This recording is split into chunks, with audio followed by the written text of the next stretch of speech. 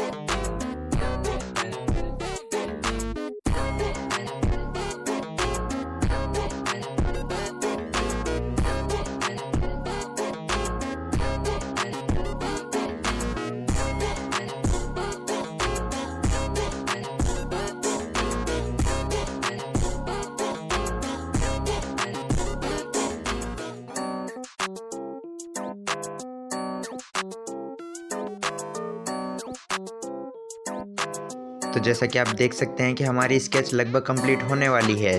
तो आप हमें स्केच देख करके बताएं कि आपको ये स्केच कैसी लगी, और अगर स्केच अच्छी लगी हो तो वीडियो को लाइक करें, चैनल को सब्सक्राइब करें और कमेंट में अपना फीडबैक ज़रूर दें।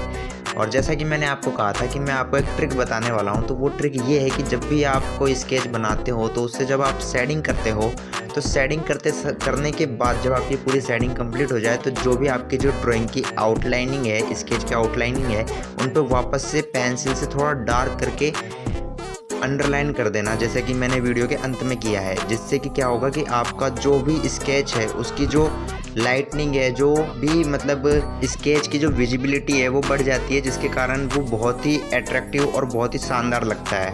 आपको ये सजेशन कैसा लगा हमें कमेंट में ज़रूर बताना।